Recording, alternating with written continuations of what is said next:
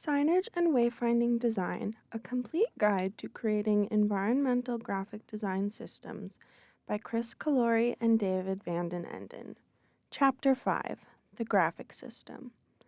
Graphics make sign information visible and give the information voice. The word graphic has ancient roots in the Greek word graphikos, which means writing.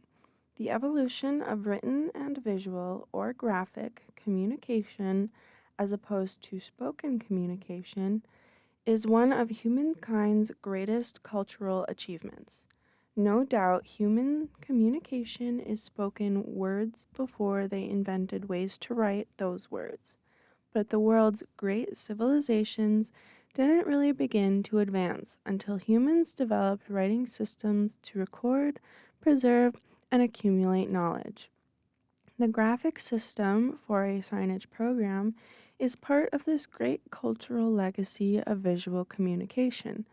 The sign graphic system makes the sign information content system tangible, in that it embodies and conveys the sign program's informational content. The graphic system gives structure, form, and style to the information that is communicated on signs. The EG designer utilizes and manipulates a vocabulary of visual communication devices in developing the graphic system for a sign program. These include typography, symbols, color, diagrams, and other graphic elements such as rules, bars, circles, squares, and other geometric and decorative or illustrative elements. See Figure 5.1. The EG designer then arranges these graphic devices into a unified system of layouts for the various sign types and messages in the signage program. This chapter discusses the vocabulary of graphic devices used for signage and how they are arranged into layouts. It also offers an overview of methods for applying graphics to signs. The intent here is to introduce the basics of graphics as they pertain to signage, not to serve as an exhaustive treatise on graphic design. And while the core principles of graphic design apply to signage in both the static and digital realms, this chapter is geared towards static signage. This chapter also touches on some of the graphic design aspects of the ADA's SAD signage provisions, but it is by no means exhaustive, nor should be considered technical or legal advice on ADA conformance. Indeed, the ADA is not the primary focus of topics covered in this chapter, because they represent centuries of graphic evolution, particularly in the typographic domain, and these historically rooted principles are important to discuss without the filter of the ADA. Additionally, the ADA signage provisions apply only to signage programs within the United States, although some other countries also have accessibility guidelines that affect signage design. EG designers working on signage projects in the United States are advised to become thoroughly familiar with the 2010 ADA Standards for Accessible Design, available in HTML and PDF formats at www.ada.gov and http://www.access-board.gov.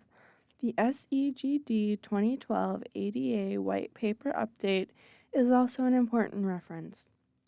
Downloadable at www.segd.org/2012-ADA-white-paper-update.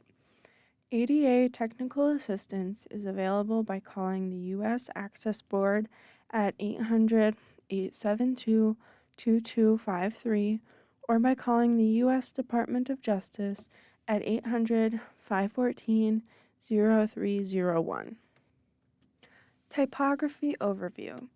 Typography is the backbone of the sign graphic system because, as stated in Chapter 4, the information content system, most of the informational content of a sign program is conveyed by words rather than pictorial elements.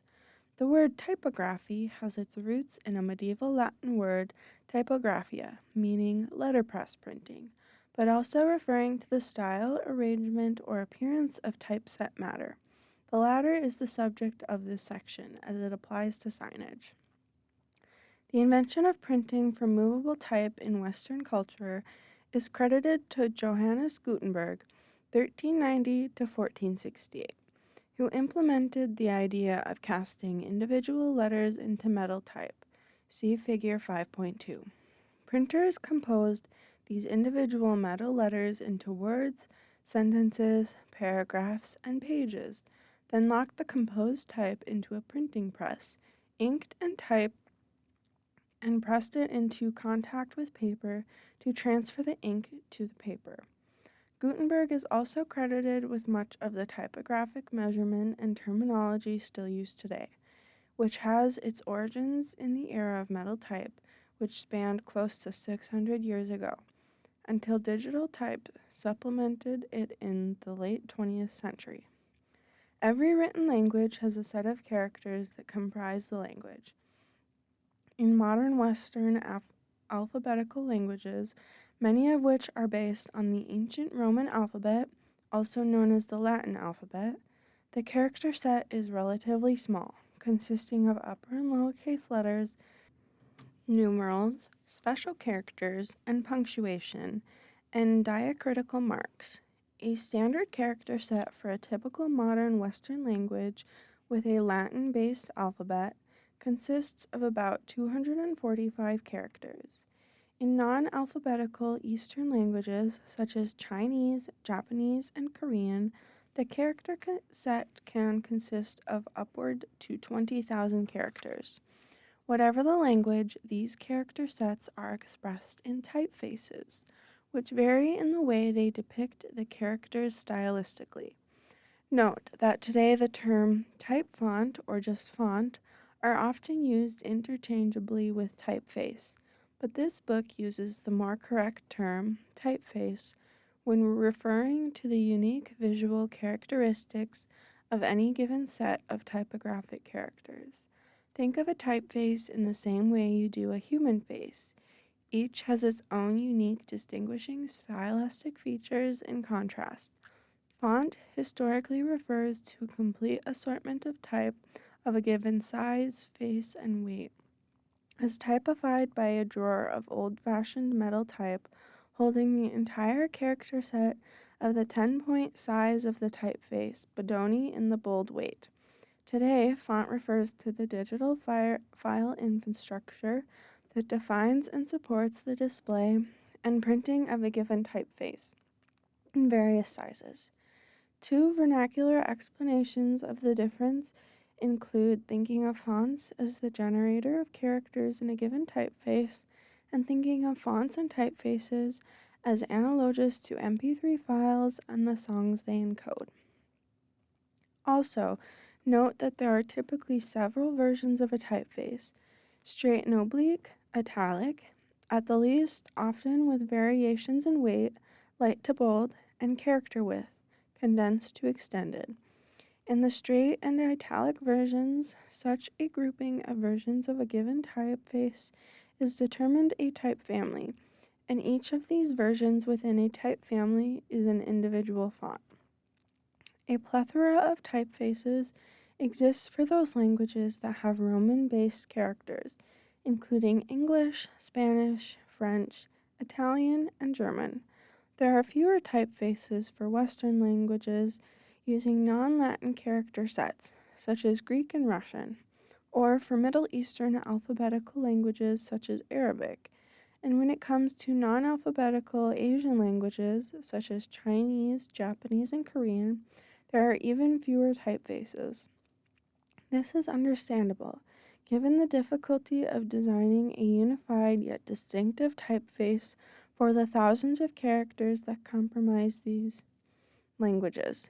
It is for this reason that typography for non-Western languages will only be touched upon in this section. The focus here is primarily on Latin-based typography, as that is used in the United States. The anatomy of Roman or Latin type is depicted in Figure 5.3. Keep in mind that with such a wide range of typefaces available, particularly in Latin character sets, typically e.g. designers use existing typefaces for signage programs, rather than designing new ones. There are 3 good reasons for this. Many existing typefaces are highly legible and well proven in signage applications. Some signage projects, such as those that are part of a larger graphic standards program, actually require the use of specific existing typefaces to create or maintain a consistent graphic or brand identity at the client's various facilities and sites.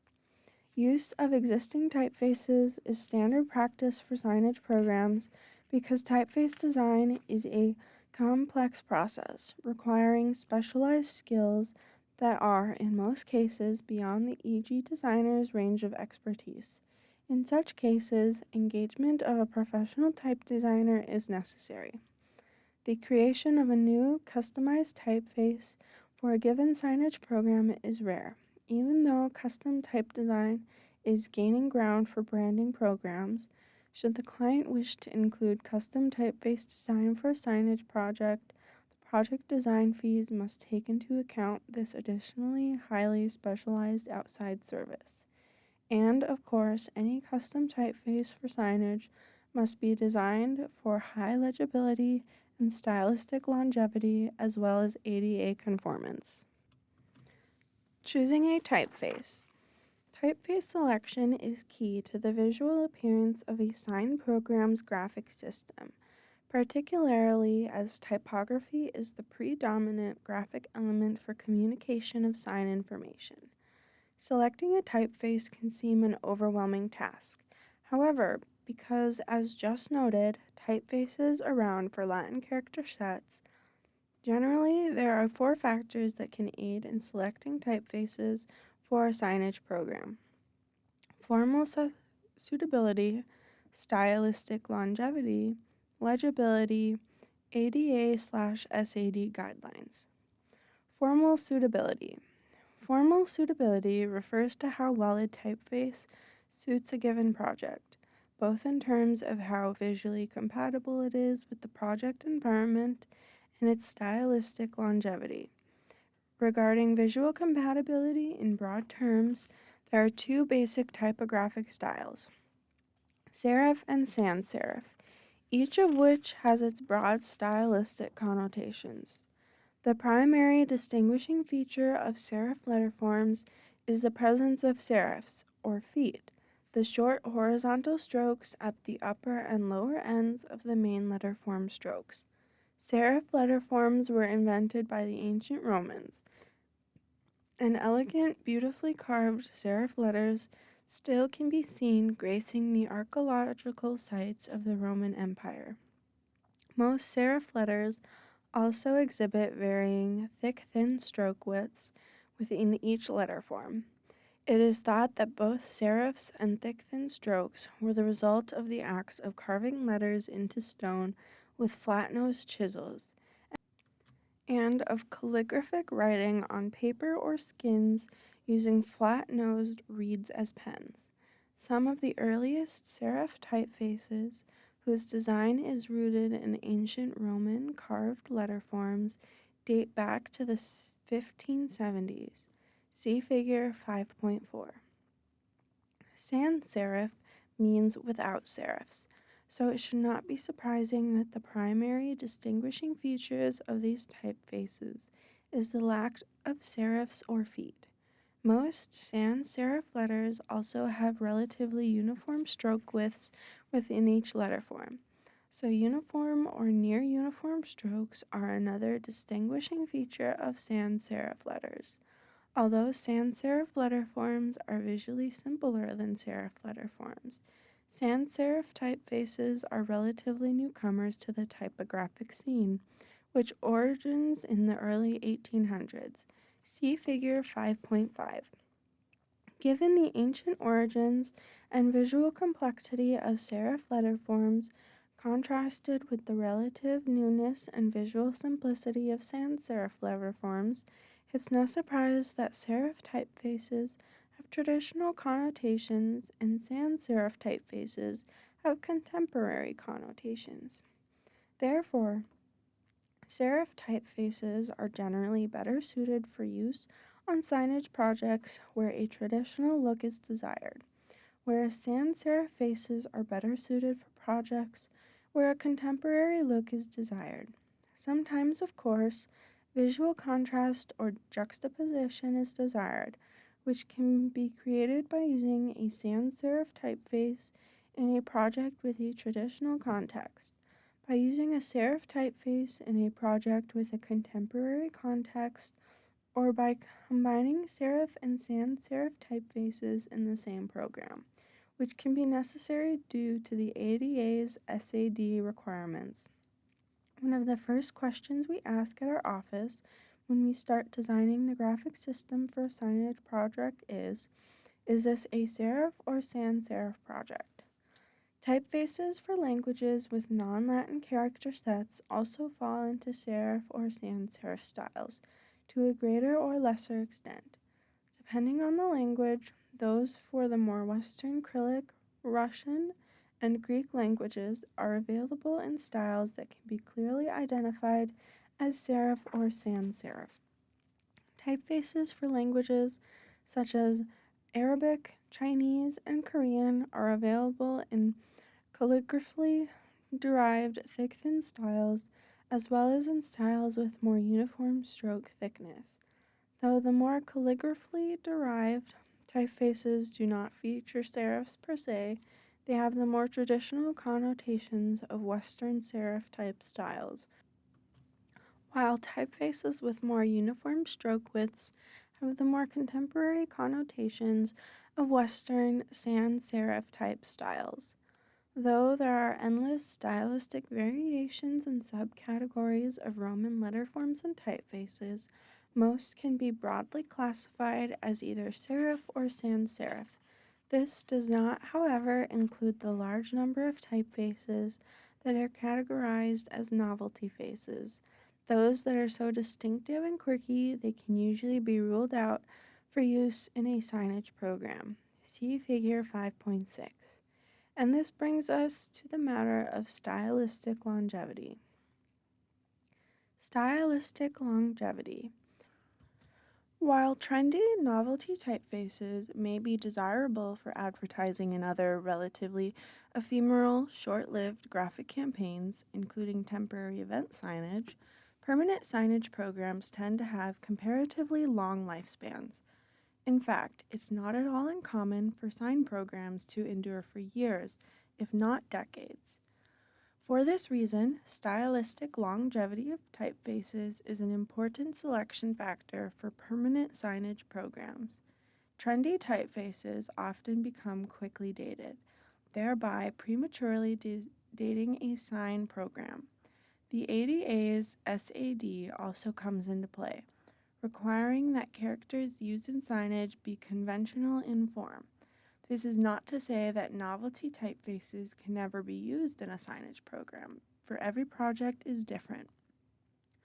Nor is it to say that the EG designer has no creative freedom in typeface selection. There are several timeless typefaces, serif and sans serif, some designed centuries ago, others only a few years ago, that have the same stylistic longevity suitable for permanent signage programs.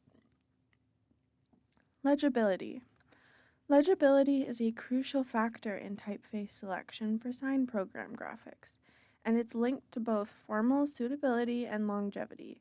Simply put, a legible typeface is easy to read, and since the objective of the graphic system of a sign program is to communicate information, it must be easy to read and understand, so that the viewers can act upon the information easily and seamlessly. Legible typography is essential for clear communication, and many novelty typefaces are so stylistically errant that they fail to meet the primary purpose of a signage typeface, to be legible. Scientific studies have been conducted on typeface legibility, but it's not the purpose of this book to go into such technical detail. However, there are some basic parameters that help to determine the legibility of a typeface. See Figure 5.7. Legible typefaces tend to exhibit the following characteristics. They have clearly defined, easily recognizable letter forms. They have a large X height. They are of medium weight with stroke widths that are neither too thick nor too thin. They are of medium or normal character width, with letter forms that are neither too condensed nor too expanded. There are also considerations regarding the legibility of serif versus sans serif type in signage. The horizontal strokes of serif letter forms are generally regarded as an aid to reading large blocks of small text, such as in a book or a newspaper, whereas serif faces are often considered to be too delicate in form for signage graphics in critical communication applications such as highway signs. Think about it. You rarely see book or magazine text set in sans serif type, and conversely, you rarely see vehicular-related sign graphics in serif type. This is not to say that serif typefaces can't be used for signage, but that their legibility should be carefully studied for vehicular signage applications. ADA conformance. Typographic conformance to the SAD signage provisions may impact all of the above typeface selection factors, particularly in the United States. Again, it's not the intent of this book to provide technical or legal guidance on the ADA signage provisions, but the EG designer must be thoroughly versed with the SAD's extensive typographic requirements for both tactile/raised and visual characters on signs. These requirements affect typeface selection, and the requirements for tactile/raised characters are different in most cases from those for visual characters. For example, under the SAD, serif typefaces aren't permitted for tactile/raised characters, but are permitted for visual characters. This, in turn, may lead to the need to select both serif and sans serif typefaces that are both ADA conforming and stylistically compatible with each other for use on different kinds of signs within a given sign program. Keep in mind that this is just one example of the myriad typographic considerations the SAD brings to the EG designer's attention. Typographic treatment. In addition to the legibility or lack thereof, intrinsic to the design of any given typeface, typographic treatment can also affect legibility. Typographic treatment refers to variables that can be manipulated to affect how a typeface looks when it is set, such as case and letter spacing. Most Roman-based typefaces are composed of two versions of the same characters, an uppercase, capital or cap, version, and a lowercase version. Case refers to which version or combination of versions is used, and this significantly affects both the legibility and appearance of typography. Case treatments include all uppercase, capitals or caps, title case, initial caps, sentence or missed case, all lowercase. The most common and most legible case treatment for sign typography is title case, in which all words, with the exception of so-called helper words, such as conjunctions and prepositions, have their initial letters set in uppercase, with all subsequent letters of the word set in lowercase, much like book titles. Most sign messages are single words or a short series of words. For example, restrooms and food court. Therefore, title case is the most appropriate treatment. Title case treatment may seem counterintuitive to non-practitioners of graphic design, who often have the mistaken notion that all capitals are somehow more legible because they're bolder or simpler. The reality is that because lowercase letters have more distinctive shapes and greater variation among those shapes than capital letters, lowercase letters form a more distinctive word footprint, making them easier to read than an all caps footprint. See Figure 5.8. For confirmation, consider the difficulty of reading a book or magazine with text set in all caps. Such text is set in sentence case with an initial cap of the first word of each sentence because it's more legible than all caps. Sentence case treatment of signage typography is usually reserved for detailed information that is in whole sentences, such as operational, regulatory, or interpretive text, and all lowercase treatment of sign typography, while occasionally seen in sign programs in Europe, is rare in the United States.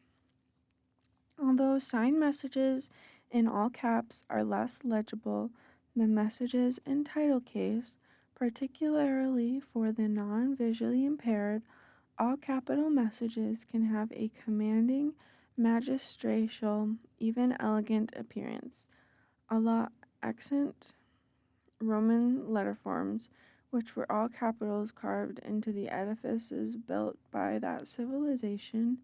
Indeed, certain sign messages such as stop and exit are mandated by various codes to be displayed in all caps. Additionally, the ADA requires tactile/raised character identification sign messages in all capitals.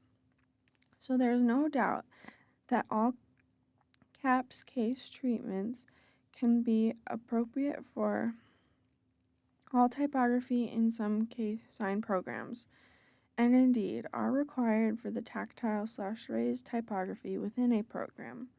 Keep in mind, however, that since the capital letters are larger than the lowercase letters of the edgy typeface, messages set in all caps take up more space on the sign surface than messages set in title case as the same type size. See Figure 5.9 through 5.11. Letter spacing is another typographic treatment variable that affects the legibility and visual appearance of typefaces. Letter spacing, also known as tracking, is the manipulation of spacing among all the letters in a word. Letter spacing and tracking, which affect spacing throughout a word or group of words, should not be confused with the terms kerning, which refers to manipulation of spaces between individual character pairs within a word. Most type fonts, which are digital files, are engineered to set with the default of normal letter spacing/tracking, typically indicated as 0, which to the not too much, not too little spacing people need to comfortably read text. Normal letter spacing can be varied by increments on the plus or positive side of 0 to increase the space between letters, or to minus or negative side to decrease the space of the point of making the letters touch or even overlap. See Figure 5.12. To aid legibility, signage typography should be set with normal or slightly open positive letter spacing/tracking. Negative or tight letter spacing treatments, while they can add drama and immediacy to the appearance of typography, impair legibility, and so are best employed for graphic design applications other than signage.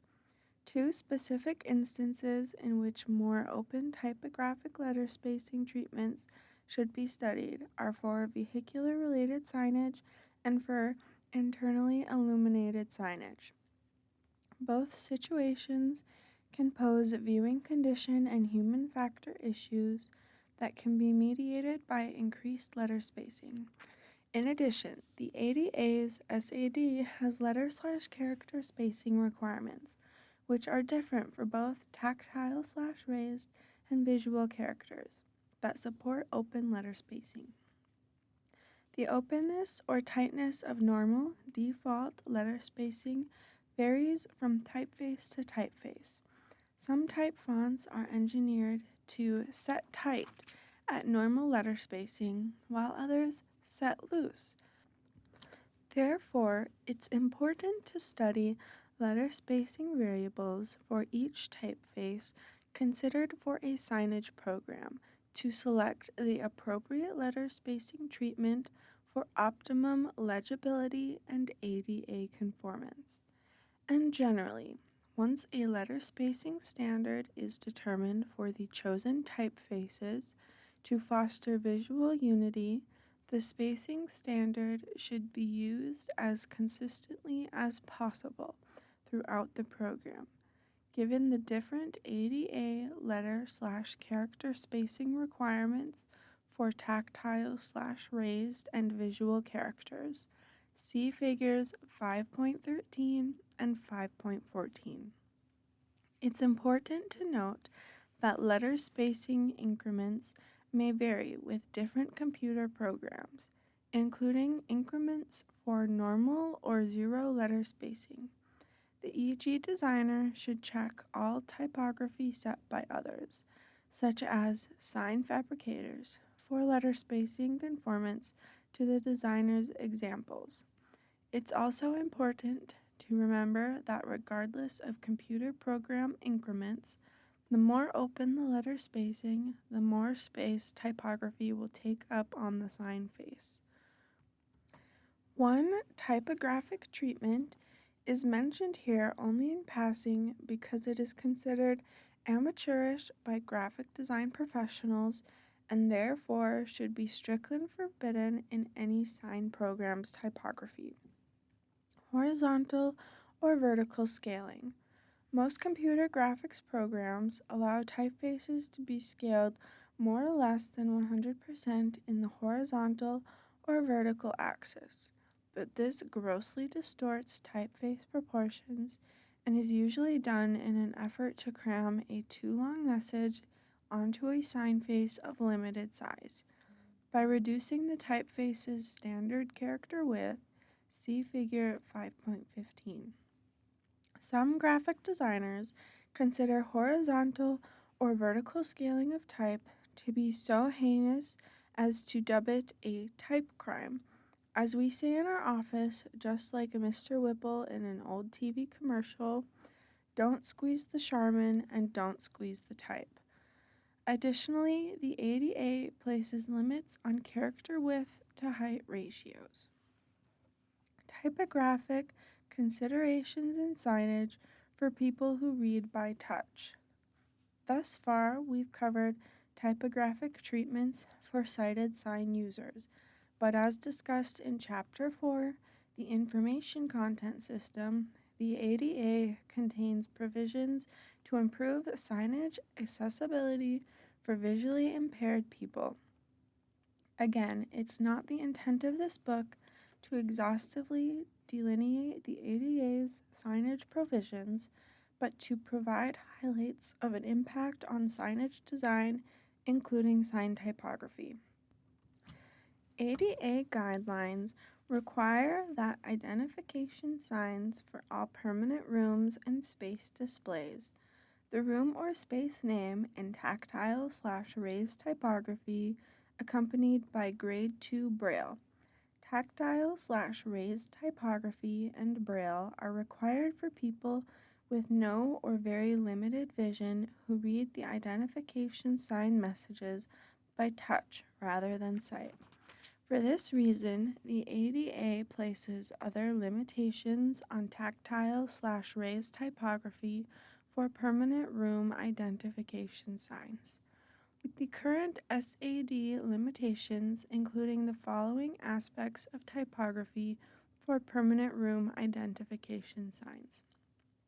Character width, termed character proportions in the SAD, must not be too condensed, narrow, or too extended, wide, and must fit within the specified character width to height range. Stroke width, termed stroke thickness in the SAD, must not be too bold, thick, and must not exceed the maximum stroke width to height specification. Typographic style is limited solely to sans serif typefaces. Additionally, sans serif letter forms that are italic, oblique, script, highly decorative, or of other unusual forms cannot be used. Case is limited to all capitals. As explained earlier in this chapter, the title case is more legible than all capitals. So why does the SAD require all capitals as well as the other limitations for tactile/raised typography? Again, tactile/raised typography is for reading by touch rather than sight, and the variety of form that makes lowercase letters easier for people to read by sight makes lowercase letters harder to read by touch than all caps. Similarly, straightforward, non-ornamented letters are easier to read by touch, as are letters that don't deviate much from normal in character width or stroke width. Typography for signs that aren't for permanent room identification, such as directional signs, is classified as visual characters in the SAD, with a set of requirements introduced in the 2010 SAD. These visual character requirements place limitations on various aspects of sign typography and differ from the tactile/raised character requirements in important ways. So it's important for EG designers to understand the distinctions between the SAD's requirements for tactile/raised characters and visual characters. The ADA also affects other aspects of sign graphics, touched on throughout this chapter and book. As noted in Chapter 4, the Information Content System, the SEGD 2012 ADA White Paper Update, which provides the SEGD's current interpretation of the ADA as it relates to signage, provides useful guidance on sign typography and other aspects of SAD signage conformance. The White Page Update can be downloaded at segd.org/2012-ADA-white-paper-update. Just as important is the SAD document itself, which is available at www.ada.gov or at www.access-board.gov. It's also advisable to check the Access Board and SEGD websites periodically for updates, clarifications, and webinars on the SAD and signage. Additionally, the SEGD and the International Sign Association, ISA, have ongoing programs to educate their members about the signage aspects of the ADA. Symbols and arrows. Recall from Chapter 4, the Information Content System, that symbols and arrows are graphic devices that communicate information pictorially, that is, without words. Also recall that the words symbol, glyph, icon, pictograph, and pictogram are all basically synonymous and are used interchangeably to refer to a picture that represents a word or concept. For example, how a picture of a taxi represents the word taxi, or a picture of an airplane represents the concept of airport. As a reminder, this book primarily uses the term symbol to refer to these pictorial devices, and considers directional arrows as symbols in that they are pictorial representations for directional indicators such as straight ahead, turn left, and the like.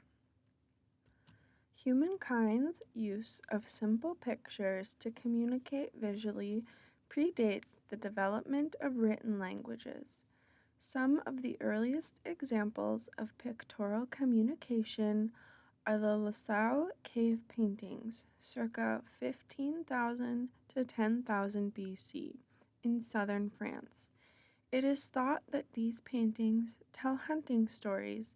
As cultures advanced, many early written languages were based on the use of pictures in an organized fashion, such as the hieroglyphic language of ancient Egypt. The Chinese language was, and still is, pictorially based, with each character representing a word or concept, as opposed to English, an alphabetical language in which words are assembled from alphabetical characters, and even the Latin or Roman alphabet, as used in most Western European languages, including English, evolved from a series of pictorically based characters. In signage, symbols can replace typography to communicate certain messages or augment typographic messages. For example, an airplane symbol can replace the word airport on a sign, or a wheelchair symbol next to a destination name can indicate the wheelchair accessible route to that destination. Symbols can also be paired with typographic messages on signage to reinforce the typographic message, such as when the airplane symbol is paired with the word airport. This typographic/symbol pairing can be useful in multilingual signage environments such as airports, hospitals, exposition centers, and theme parks to reduce the need for multiple languages on the signs. Some symbols, such as the airplane or wheelchair symbols, are almost universally understood because they directly depict relatively simple concepts as explained in Chapter 4, the Information Content System. Other words or concepts, such as outpatient clinic or passenger drop-off, are not as easily depicted in a symbol, so the meaning of symbols developed for such concepts often needs to be learned for the symbols to be understood. And remember, cultural differences can affect symbol recognition and understanding. Arrows are symbols that are well understood worldwide as directional devices, replacing lengthy verbal indications of direction. For example, an arrow pointing left is clearly understood to mean turn left. Therefore, the words turn left are typically replaced by a left arrow in sign graphics. The same is the case for other arrow directions, as depicted in Figure 5.16. Symbol vocabularies. Just as a given typeface can be considered a vocabulary of characters of a given unified style, e.g. designers should consider the symbols they use for sign graphics as a vocabulary. In order to communicate clearly, the vocabulary of a sign program's symbols and arrows require visual unity, clarity, and simplicity in their graphic design. And keep in mind that even if other symbols are not used for the graphic system of a given sign program, at the very least, the program will require a vocabulary of arrows. The EG designer has two basic sources for symbol vocabularies: an existing symbol vocabulary or vocabularies adopted for the project, a completely new symbol vocabulary created for a specific project. The second source is far less common than the first. As pointed out earlier in this chapter about custom typefaces, there are three reasons for this.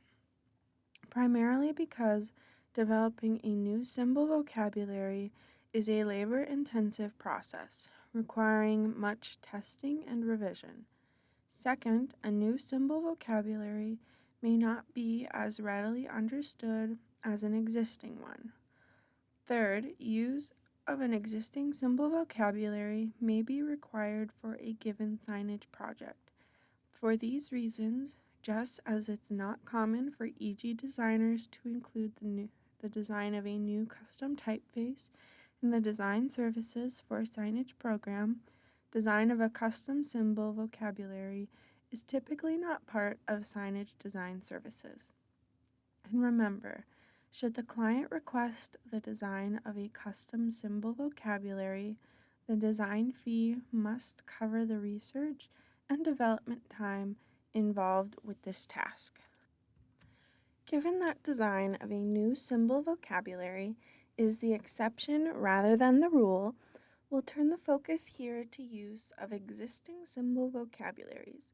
By far, the most commonly used symbol vocabulary in the United States is the AIGA/DOT symbol system, which was developed by the American Institute of Graphic Arts in conjunction with the U.S. Department of Transportation for U.S. transportation facilities.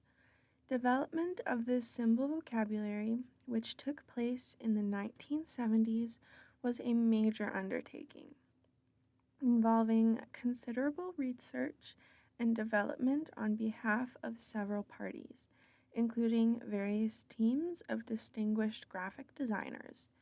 Examples of the 50 symbols in the AIGA/DOT vocabulary are shown in Figure 5.17.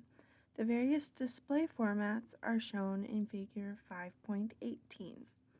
The AIGA/DOT symbols, which have been adopted for signage by use of various transportation authorities and facilities, are now in such widespread use they are generally well recognized by travelers throughout the United States.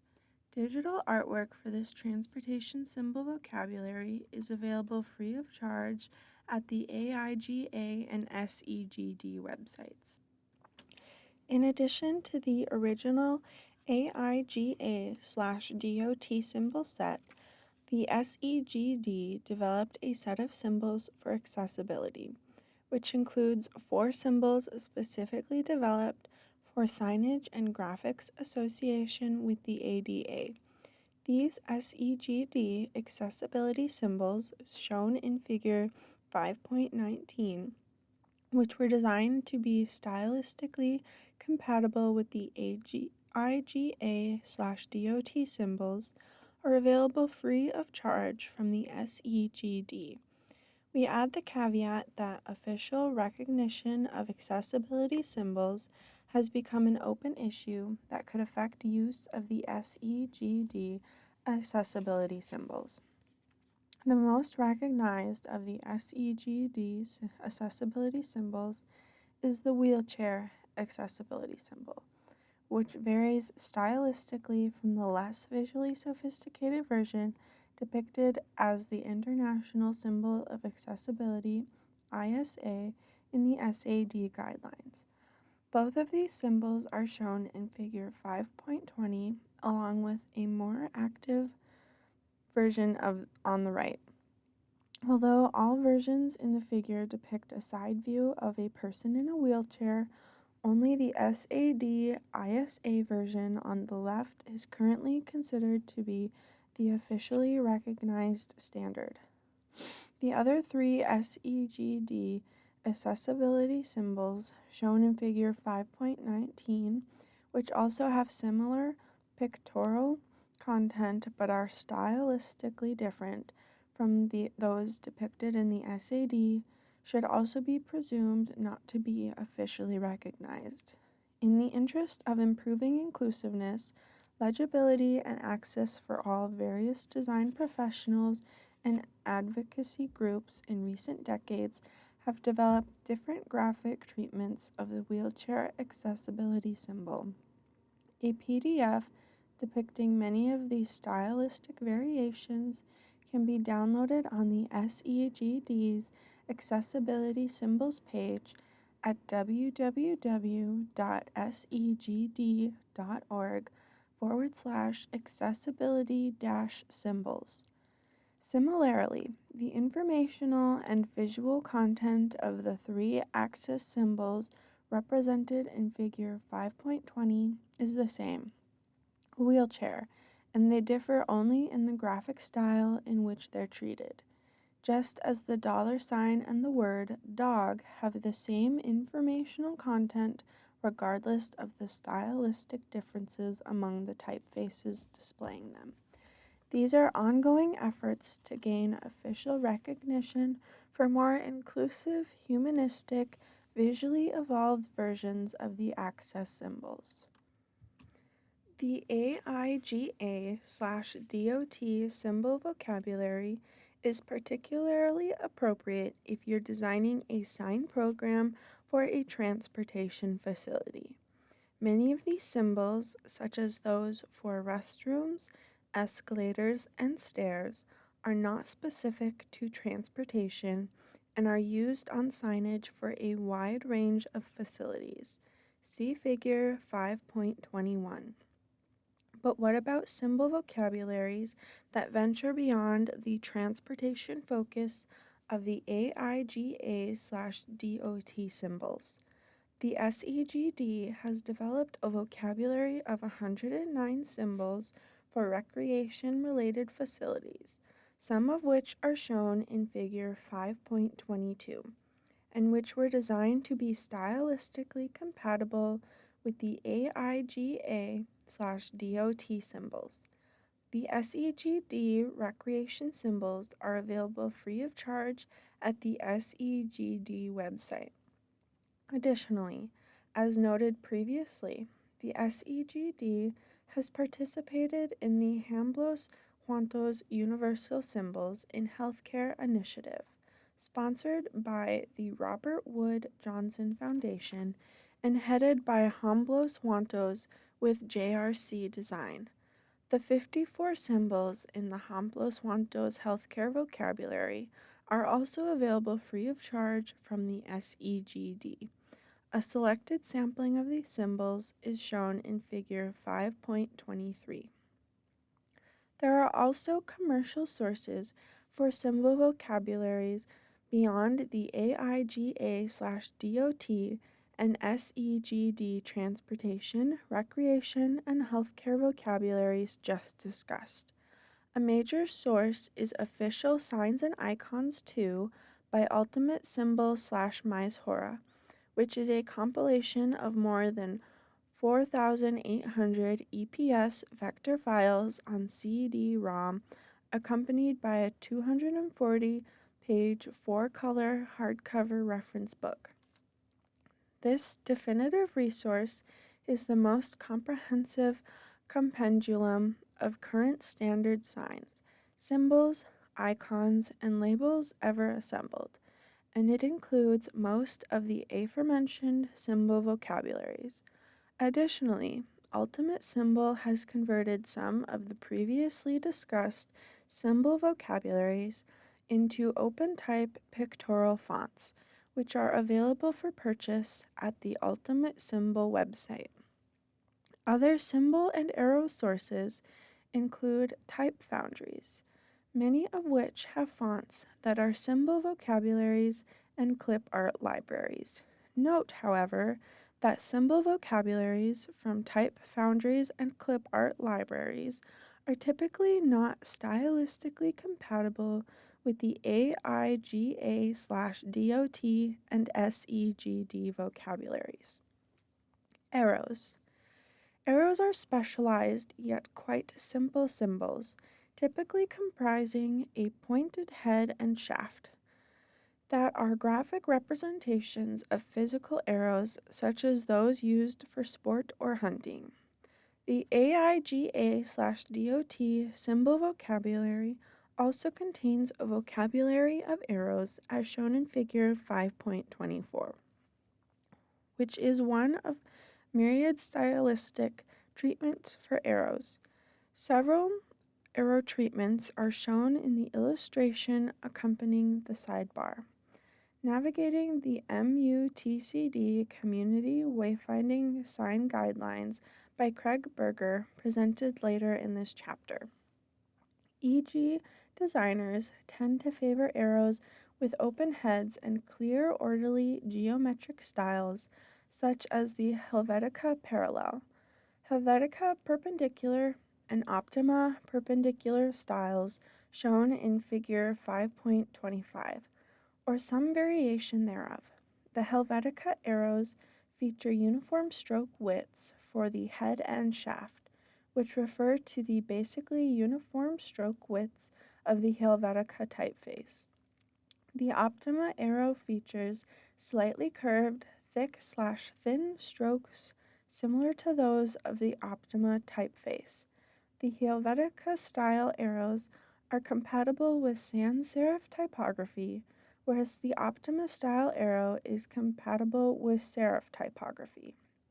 Of course, EG designers don't limit themselves to using only Helvetica and Optima style arrows, not when such a wide range of stylistic treatments is possible.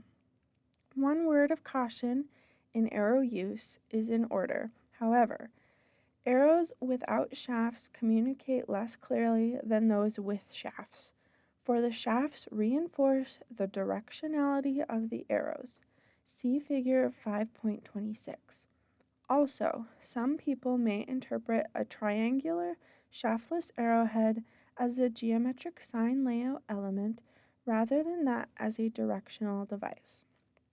Every project is different, of course, so this is not to say that shaftless arrows should never be used.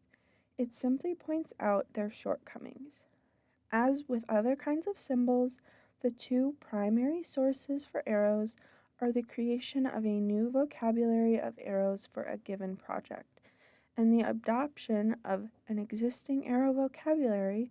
Unlike an entire typeface, an arrow is a relatively simple geometric shape, and it can be easily constructed in any kind of vector drawing program and rotated in 45-degree steps for the various directions in the arrow vocabulary. Arrows can also be adopted from several existing sources, including arrows in the AIGA/DOT symbol vocabulary, various typefaces that include arrows such as Zapf dingbats, symbols and clip art libraries, including the aforementioned official signs and icons too. Diagrams. Diagrams, particularly maps, often comprise another element of a sign program's graphic system, as stated in Chapter 4, the Information Content System. The subject of maps and diagrams is a deep one, particularly when maps on smartphones or other mobile devices are included. So this section will only touch on map and diagram design as they relate to a sign program's graphic system. Maps used in signage are site-specific. Therefore, they are best custom designed for the project at hand, either by the EG designer or a commissioned specialist such as a cartographer. It's important to point out, however, that maps and diagrams can be difficult and time-consuming to prepare. Furthermore, the need for or extent of these elements is often unknown when a fee proposal is prepared for a signage project. That is why EG designers often treat map and diagram design as an additional service to the signage program design. Stylistic treatment of maps. Why should maps be custom designed for a signage program when there are often many kinds of existing maps for a given environment, including architectural floor plans, Google Maps, and maps available from GIS, Geographic Information System, sources? The simple answer is that most existing maps were developed for purposes other than signage and are, therefore, unsuitable for the communication purposes of a signage program, or they have a stylistic look that's incompatible with a sign program's graphic system. Sometimes, however, a suitable existing base map can be adapted and customized to a sign program's purpose. At the very least, existing maps and floor plans can often be used as a starting point for development of signage purposed maps. Whether designed by the EG designer or an outside specialist, the communicative and stylistic treatment of maps and diagrams is as unlimited as the communicative and stylistic spectrum of the graphic design field. Map design, in particular, can vary from highly realistic and geographically accurate to highly diagrammatic and abstract.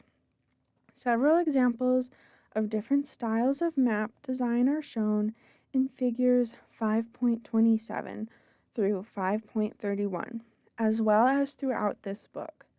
The key to map design is for the map and other diagrammatic elements of a sign program to be as stylistically unified with the program's overall graphic system as possible.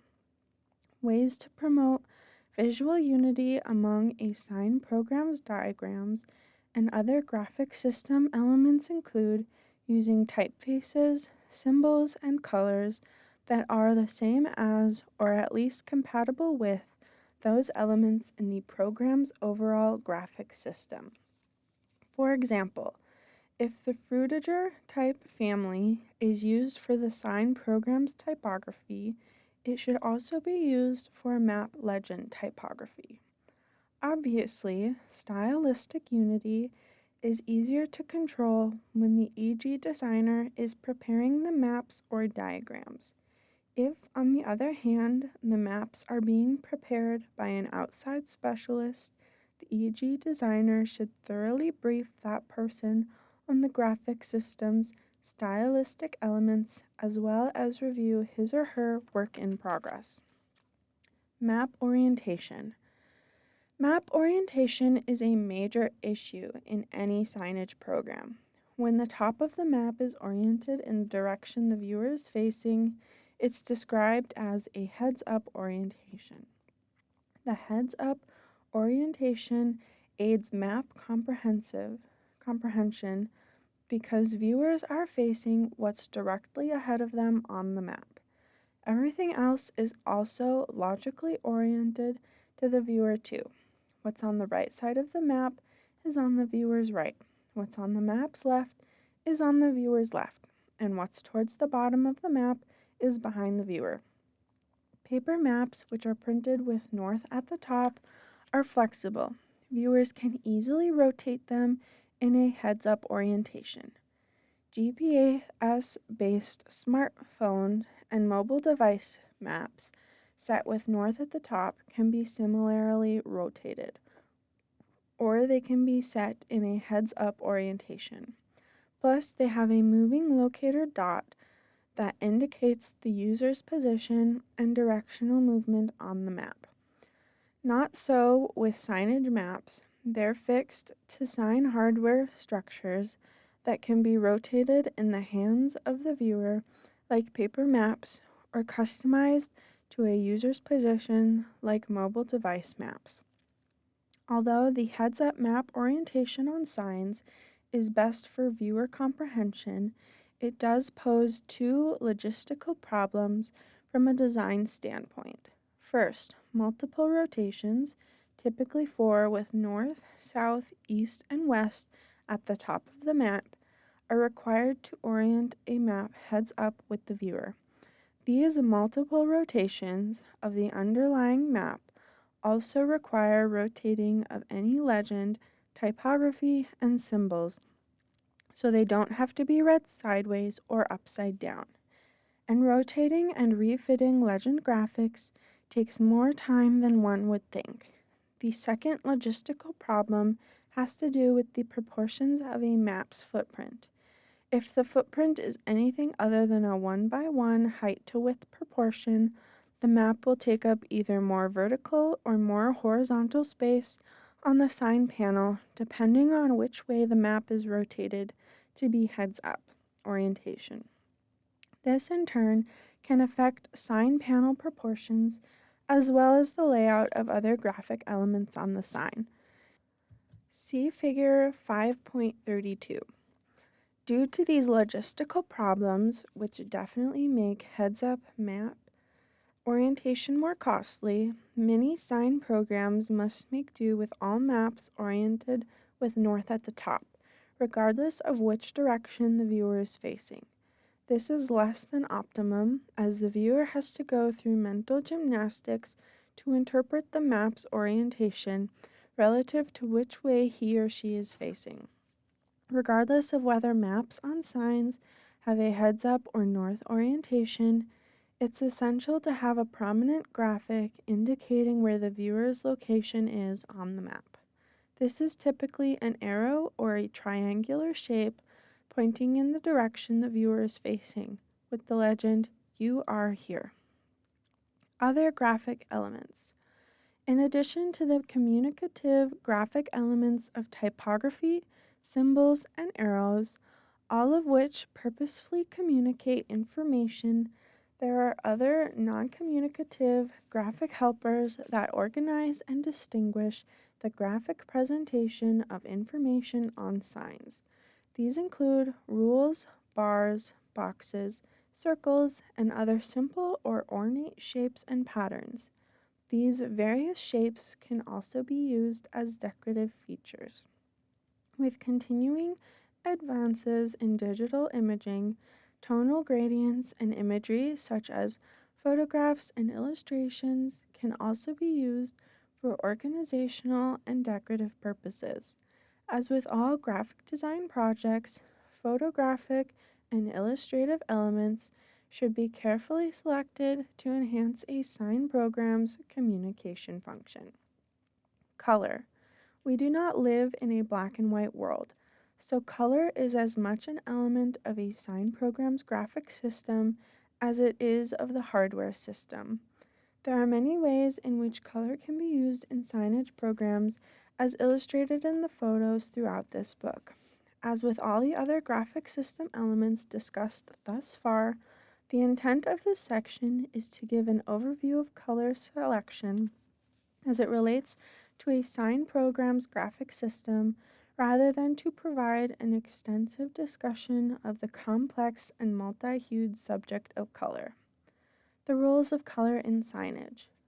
Color plays several roles in a sign program's graphic system, and it can play these roles individually or severally to stand out from or blend in with the sign environment, to augment the meaning of sign messages, to distinguish messages from one another, to be decorative. Before looking at each of these roles of color in sign graphics, it's important to know that the EG designer doesn't always have free rein when it comes to selecting a color vocabulary for a sign program. For certain signage programs, use of specific colors may be mandated by official bodies or dictated by brand identity color standards, and the EG designer should always investigate cultural connotations of color when designing a sign program for overseas projects. An example of a situation where colors may be mandated by official bodies include cases where local codes require the use of red for typographic or pictorial sign messages of a warning or emergency nature. Another case in which official bodies may be involved in color selection is in city signage programs that interface with public roadways, referred to as a community wayfinding signs in Federal Manual of Uniform Traffic Control Devices, MUTCD.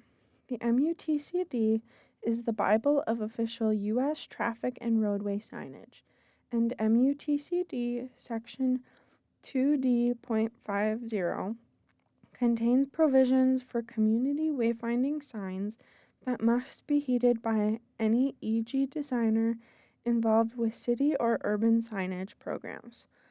Also, such programs almost invariably involve the participation of local Department of Transportation DOT officials, who may or may not insist the city sign program conforms to the color of other standards included in the MUTCD for various categories of roadway signs, including community wayfinding signs.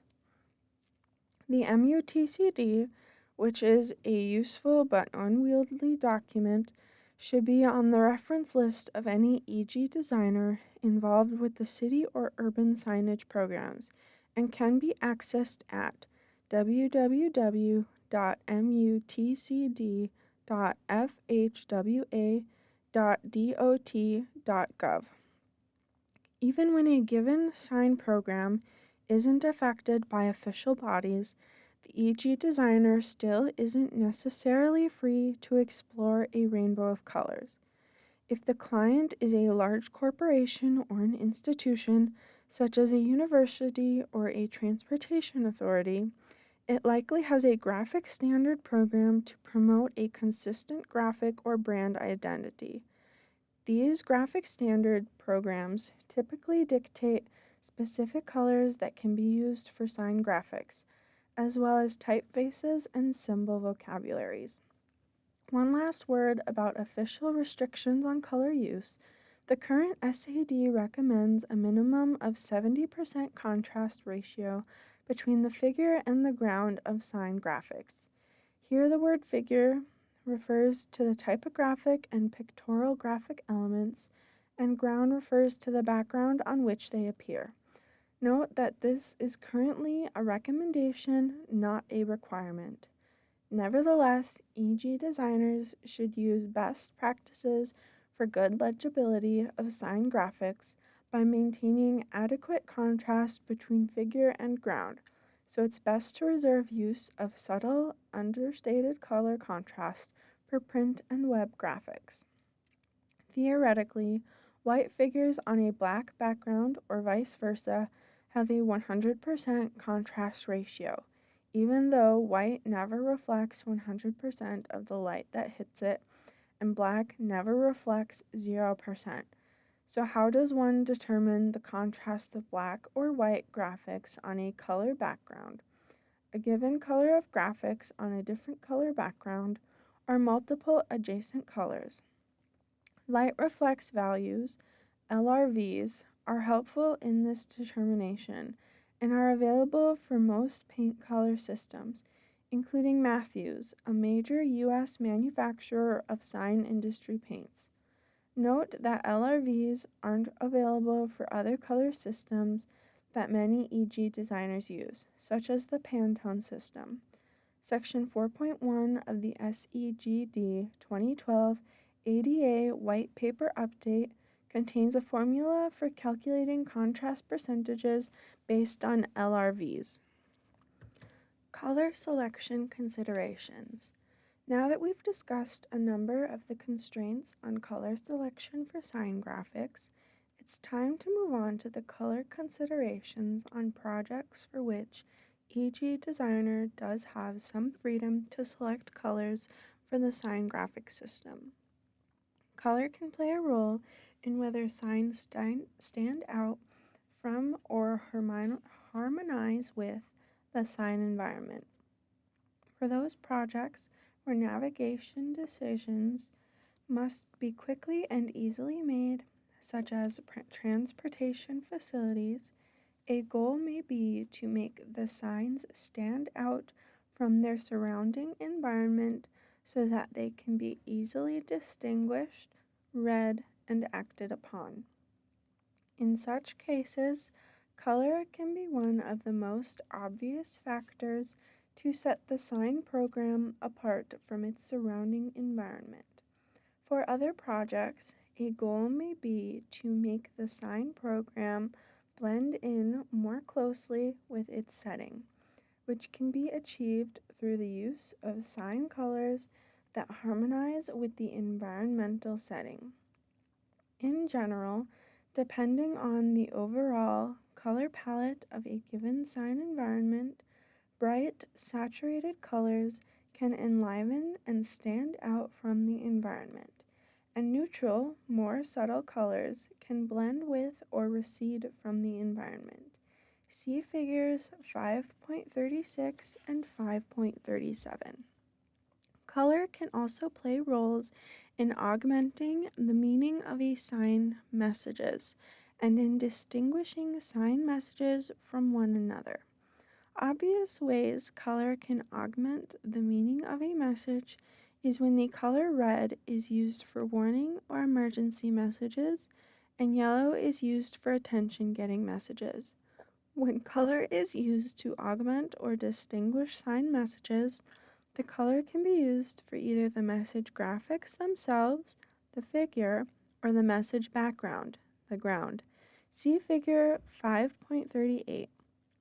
Sometimes, color is used in other graphic elements, such as squares, bars, or circles, to augment or distinguish sign messages. Color coding. The use of color to communicate meaning in sign graphics leads to the topic of color coding. Color coding links a given message with a given color to reinforce the message and to distinguish it from other messages. For color coding to be effective in signage, a message and color must be linked, because color by itself is generally too ambiguous to communicate a specific message clearly. See figures 5.39 and 5.40. One of the few instances where color alone communicates a clear message is with traffic signals, but that's because the driving population worldwide has been trained over time to stop on red and go on green. Yet, even this clear-cut response doesn't translate to uses of red and green in signage. For example, in many countries, green is used for exit sign graphics because of its association with the concept of go, as in go out through this exit. In other countries, however, exit sign graphics are red because of its association with danger, warning, and emergency. Regardless of the seeming illogic that red is also associated with the concept of stop, as in do not proceed through this exit, there are 2 points here. First, the meanings associated with colors are learned, and second, those meanings vary with geographical location and culture. Most transit systems worldwide use some form of color coding in association with numbers, letters, or names on maps and signage to help users distinguish one route from another. Color coding can also be useful for signage programs for large, complex, non-transit related sites, such as in cities, airports, hospital complexes, and arenas and stadiums. Coming back to the MUTCD and DOT's, color coding is also used officially for the backgrounds of traffic and roadway signage throughout the United States. Even though many drivers in this country don't really realize the significance of the background colors, these official road sign background colors are listed in the MUTCD. Clearly, color-coded sign graphics can be useful for both transit-related and large non-transit sign programs, but they should be used thoughtfully and judiciously, for excessive or inappropriate use of color coding can actually impair rather than enhance the communication effectiveness of a sign program. Color coding is not a panacea for unclear message nomenclature and should never be relied on to substitute for a poorly formulated sign information content system. Keep in mind, too, that many people have impaired color perception and cannot distinguish between certain colors. And of course, the more colors that are used in a color coding vocabulary, the more visually complex the vocabulary becomes, making it difficult for people to distinguish among the various colors and to learn the meaning associated with each color. In addition to aiding communication and helping sign programs contrast or blend with their environments, color in sign graphics can also play a decorative role. Sign graphic color schemes can range from bold and playful to subtle and sophisticated. As always, every project is different, so the key is to select a color palette that meshes with the goals of the project at hand, while aiming for the recommended 70% SAD contrast ratio. Color palette sources. There are several sources for the selection and specification of the color palette for a sign program's graphic system. One source commonly used by EG designers is the Pantone Matching System, PMS, which offers a large range of color swatches, each coded by a number for specification use. The Pantone system was developed as a color standardization and mixing guide for inks used on presses in the commercial printing industry, and is therefore perhaps not the best source for color palettes used in the sign industry.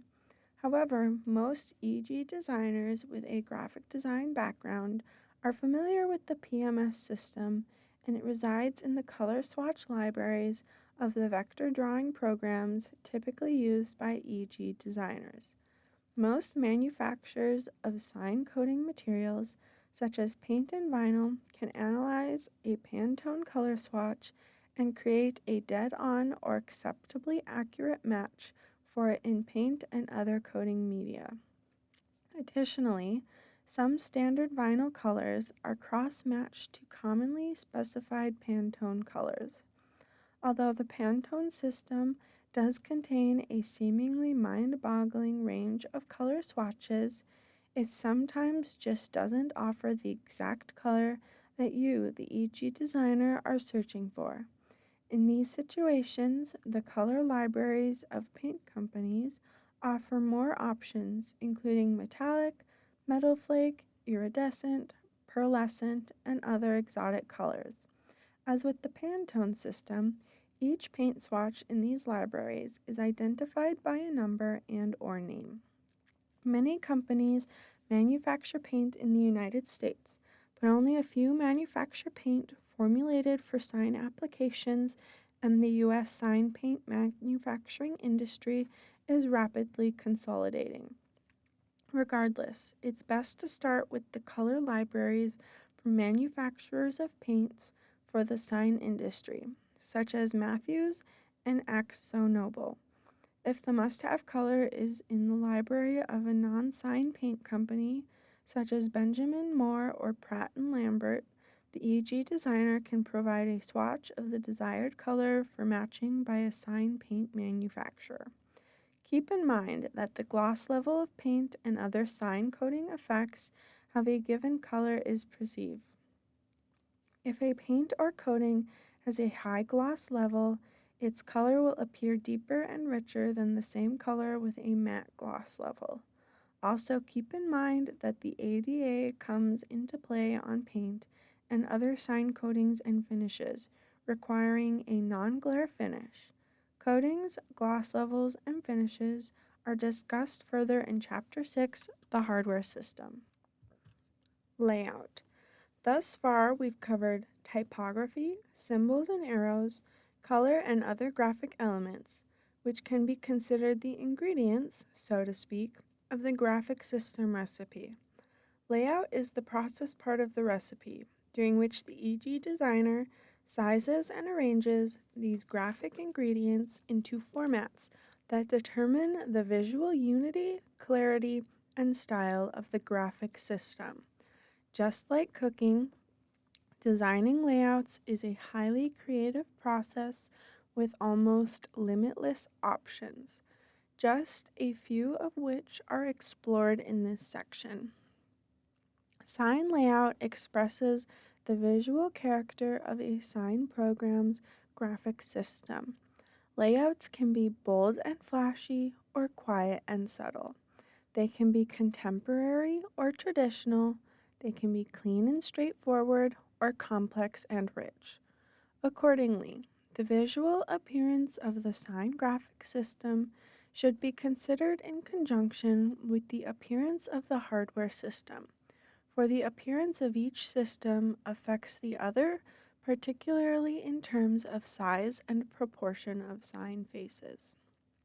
Layout cannot meaningfully take place until the sign information content system is finalized. That is, the message content for each sign in the program is known. The message content, along with the size and layout of sign graphics, affects the size of each sign object in a program, thereby ultimately affecting the program's hardware system. Accordingly, one of the key tasks is the layout process is determining the size of the graphics for each sign type. Viewing distance is the chief determinant of typographic size for signage programs, although typographic size can also be mandated by local codes and the ADA. Sizing typography for viewing distance. As stated in Chapter 4, the Information Content System, effective signage must have adequately sized graphics so users have enough time to read a sign message, understand it, and act on it safely by the time they reach the decision point. Other factors, such as the hierarchical rank of a sign message, primary, secondary, etc., whether the sign is exterior or interior, whether the sign is for pedestrian or vehicular users, sign viewing, angle and setback, the ADA, and more, all interact with viewing distance to determine the size of sign typography. See Figure 5.41.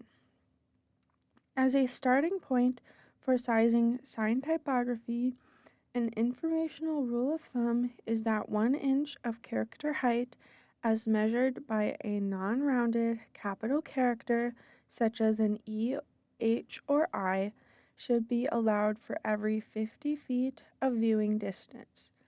According to this ratio, sign typography to be viewed from a distance of 500 feet should theoretically have a 10-inch cap height. Sign typography that's to be viewed from 50 feet should theoretically have a 1-inch cap height. We use the word theoretically here because this is a 1 to 50 rule of thumb is not hard and fast, as is no rule of thumb, and it's not without challenges in fact. Some experts advocate a more conservative ratio of 1 inch of cap height for every 25 feet of viewing distance. Another challenger of the 150 formula is the ADA, which mandates minimum and maximum cap heights for tactile/raised characters, and the new SAD, which has a complex table for determining the cap height of visual characters in interior environments, based on character mounting height zones and horizontal proximity distance. Message hierarchy also raises a challenge to this formula, in that primary messages should be larger than secondary messages on a given sign. Additionally, local codes sometimes mandate to certain cap heights for certain sign messages. A word about cap height is in order here. The use of cap height is key to the graphic system for signage.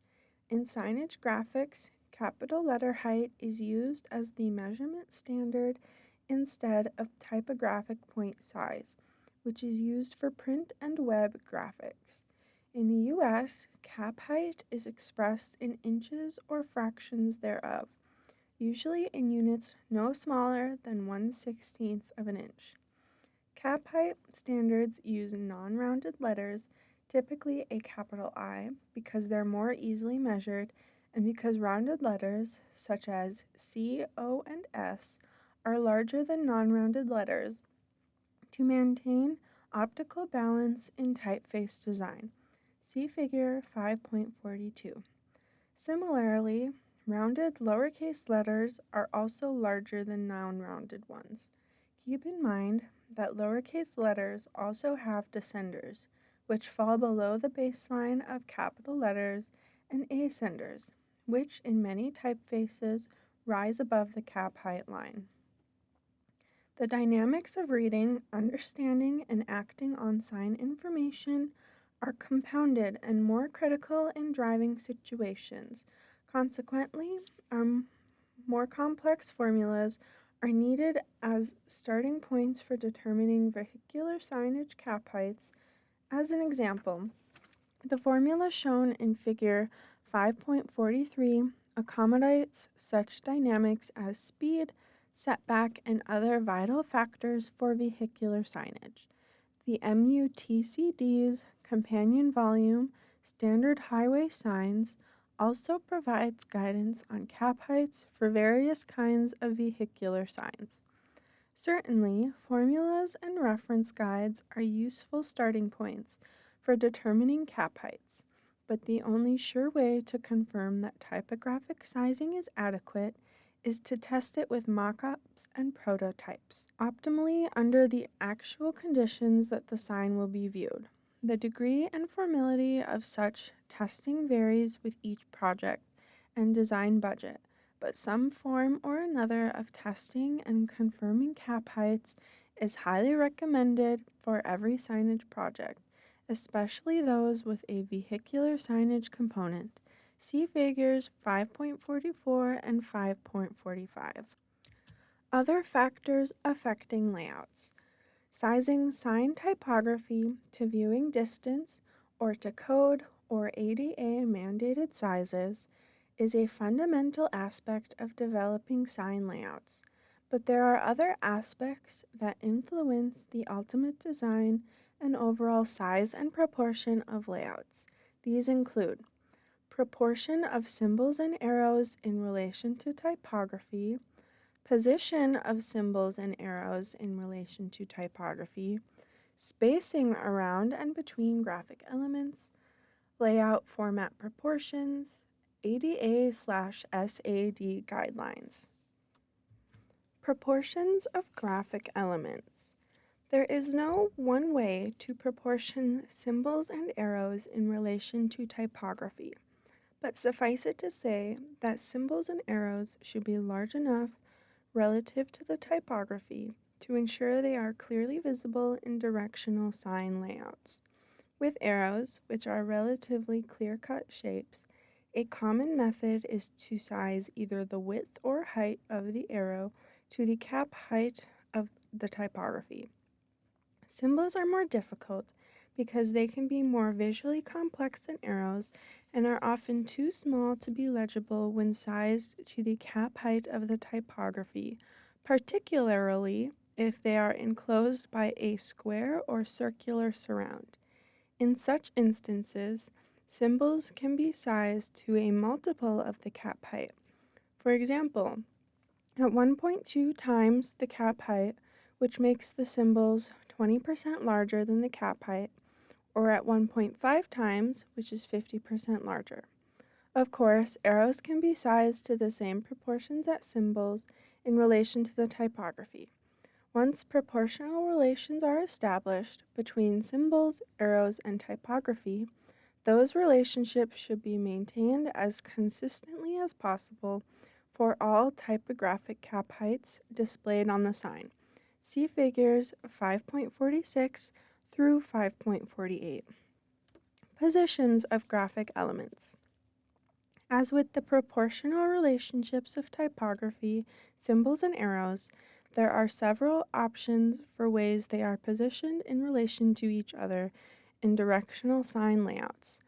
Two of these options, shown in figures 5.49 and 5.50, include side-by-side positioning, arrows and symbols positioned in line with typography. Stacked positions, arrows and symbols positioned above or below typography. As can be seen from the simple examples in figure 5.51, the proportions of the sign face can vary depending upon whether the graphic elements are positioned side by side or stacked. When arrows and symbols are positioned in line with the typography, there are several options for aligning them horizontally. A commonly used method is to align the horizontal center lines of the symbols and arrows with the horizontal center line of the typographic cap height. See Figure 5.52. Similarly, if the arrows and symbols are positioned above or below the typography, their alignment in relation to each other and their distance from the typography need to be established. To compound the two positioning options just described for layouts and their creative possibilities, arrows and symbols can be placed to the right or left of the typography, or be centered with the typography if the arrows/symbols are positioned above or below the typography. But this is not to say that symbols and arrows are necessarily always paired with each other. For example, arrows may be set off from the typography, whereas the symbols may be placed at the end of a line of typography.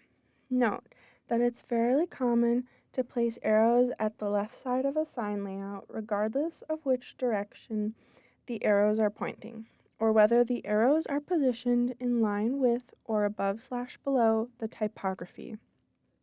Considering that most languages are read from left to right, left placement of arrows makes sense, as it fixes the arrows at the beginning of each message. It also organizes all the arrows on the left side of the sign layout. Of course, there are also valid reasons, such as MUTCD standards, to place arrows on the same side of the typography in which the arrow is pointing. For example, placing right-pointing arrows to the right side of the message typography. Again, the possibilities for positioning the aligning typography, symbols, and arrows in sign layouts are endless. But once a positioning scheme is determined, it should generally be employed across the entire range of sign types in a program to enhance visual consistency. The gallery section at the end of this book shows graphic element alignment schemes with a variety of sign programs. Spacing of graphic elements. Spacing around and between graphic elements also affects sign layout proportions and sizes. The terms figure and ground, which were introduced earlier in this chapter, can be linked to the discussion in Chapter 4, the Information Content System. Specifically, the figure is the message footprint consisting of the typographic and other graphic elements, and the ground is the background area, or sign face perimeter, consisting of dead space in which the figure is displayed. The space taken up by the figure graphics is termed live space or live area, so a sign face consists of both live and dead space. Recall from Chapter 4 that the live space consumes significantly less than 100% of a sign face's area.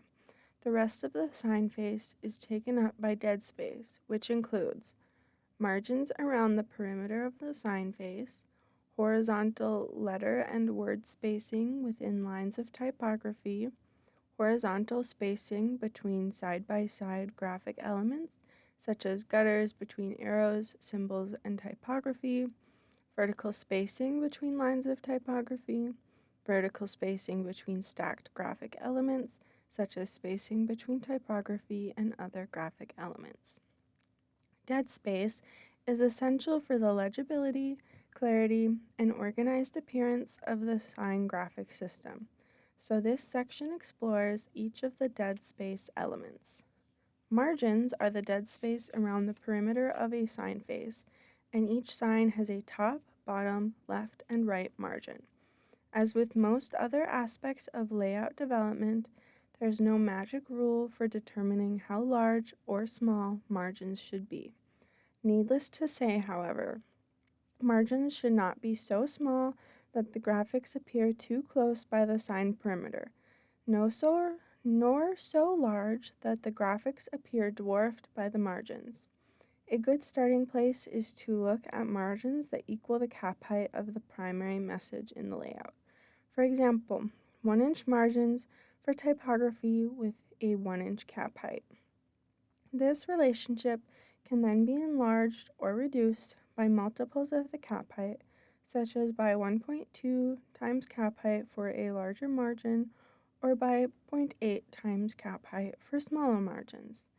And here's a visual balance tip for horizontally centered layouts. Bottom margins should always be slightly larger than top margins to make them appear equal, as shown in figure 5.53.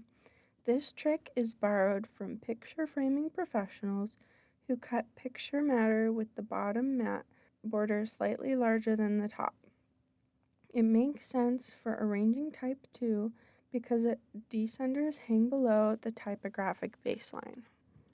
Horizontal spacing within lines of typography includes letter spacing and word spacing, both of which are essential for good type legibility. Letter spacing or tracking, the space that separates the letters within words, was covered earlier in this chapter. Word spacing is the space that separates words and is typically automatically adjusts with the letter spacing. Or tracking, that is specified when type is set on computer programs used by e.g. designers and sign fabricators. Horizontal spacing is also necessary between side-by-side graphic elements, such as gutters, between arrows, symbols, and typography. The term gutter, which comes from print graphic design, refers to the space between columns of text on a page. Similarly, in signage graphics, gutter can refer to the space between columns of arrows and typography, or the space between columns of arrows and symbols. A good starting point is to use half, 0.5, the cap height as the unit for gutter spacing, and then adjust it by a greater or lesser multiple if desired. The same is the case for horizontal spacing of symbols or arrows that are placed at the end of the lines of typography.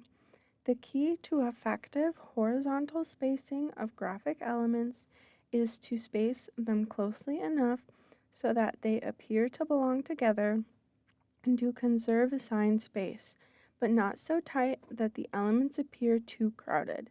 See figure 5.54. As shown in figure 5.55, typographic line spacing is an important vertical spacing element and can be expressed in two ways. As the unit base between the baseline of one line of typography to the baseline of the next line of typography, baseline to baseline spacing, which is the open space between the lines plus the cap height, as the unit between the baseline of one line of typography to the cap height of the next line of typography, baseline to cap height spacing, which is the open space itself between the lines. A starting place for determining the amount of vertical line spacing on a baseline to cap height basis is to allow half, 0.5, the cap height, which translates to 1.5 cap height from baseline to baseline. This ratio can then be adjusted up or down depending on the typeface being used and other factors. For example, the ratio may have to be increased for typefaces with ascenders that rise above the cap height, or decreased if the typography is set in all capitals. Note that for both tactile/raised and visual characters, the SAD has specific requirements for baseline to baseline spacing of multiple lined messages.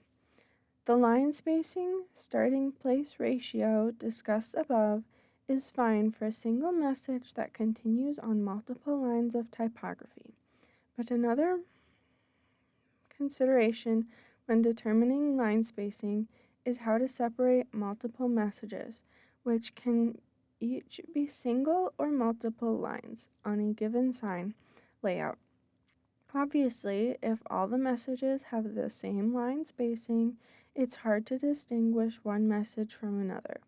In such cases, a larger line spacing ratio is needed between messages than within each message.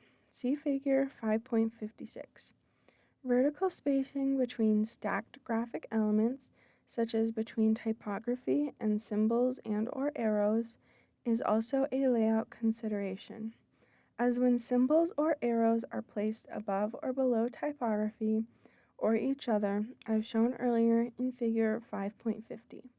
Again, a good starting point is to use half the cap height as the open space ratio between the stacked elements, then adjust it up or down to visually balance the layout. Note that in addition to the ADA line spacing requirements mentioned above, the SAD has specific requirements affecting the size, positioning, and spacing of graphic elements on permanent roof identification signs. Layout format proportions. Layout format proportions pertain to the perimeters of the various sign types/faces within a program. The proportions of layout formats ultimately translate into the proportions of sign faces or panels as expressed in the sign hardware system. Layout format proportions need to account for the maximum quantity of information that is programmed for any given sign type, and the formats can be imposed by site conditions, by the EG designer, or by a combination of both. An example of a layout format being imposed by site conditions is when low ceiling heights require horizontally formatted overhead signs to fit the programmed messages, typically arranged in multiple columns across the sign face. An example of a designer-imposed layout format is when the EG designer decides that all the signs in a program will have a square format. Usually, the layout format proportions for comprehensive sign programs end up being determined by both site conditions and the EG designer. Obviously, the fewer different format proportions a sign program has, the more visually unified the program will be. Once formats have been established, the EG designer has many ways to place the typography and other graphic elements, both horizontally and vertically, onto the formats. Regarding horizontal alignment, the graphic elements can be arranged to align flush left, centered, or flush right. Regarding vertical placement, the graphic elements can be arranged at the top, center, or bottom of the sign format. Figure 5.57 contains a matrix showing these various basic placement options. Because both single and multiple line messages may be programmed for a given sign format, the EG designer also has options for vertical placement of single and multiple line messages on the same format. These options include hanging from the top, building from the center, and building from the bottom, as illustrated in figure 5.58. Message content and layout. As noted, any variety of messages can appear on a given sign type, which is a critical factor when designing layouts. Since the quantity of message content and the size of the graphics determine the final size and proportional format of a sign type, it is imperative to design layouts for the worst case, meaning the longest message or set of messages that is to appear on the sign type. Consider a simple example of a theoretical sign type A programmed to display a variety of messages, ranging from women to electrical equipment room, no storage. If a sign type A layout is sized to accommodate only the short message, then longer messages will not fit in the sign format, which can lead to costly design or fabrication changes after the sign design package has been finalized. The importance of designing layouts to accommodate the longest message or messages cannot be overstated. The problem is not fitting less information at a readable or mandated size onto a sign of a given size. The problem is fitting more information than planned for. Remember that a sign can always display less information, but that more can't be crammed onto it, at least not at functional or ADA or code mandated sizes. This is the single most important reason that it is imperative to develop the sign program's information content system so that the EG designer can identify the largest message content a layout must accommodate before designing the graphic system. To ignore worst-case scenarios in layout development is to invite costly design and/or fabrication changes further on in the design process. Another important point to keep in mind is that, again, depending on message content, multiple layouts can be designed for a given sign format.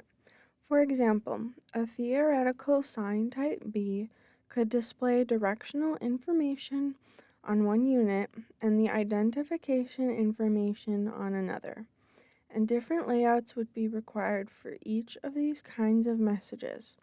And as stated in Chapter 4, the information content system, the fewer the sign types, the more economical and ecological the sign program is to fabricate, and the more unified its appearance.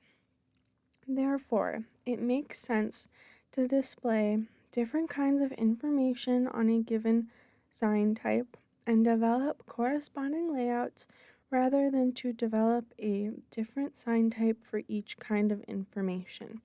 See Figure 5.59. Destination arrangement on directional signs. More often than not, directional signs display multiple destinations with arrows pointing in several different directions. This raises the question of how to arrange these destinations and the arrows linked to them in the sign layout.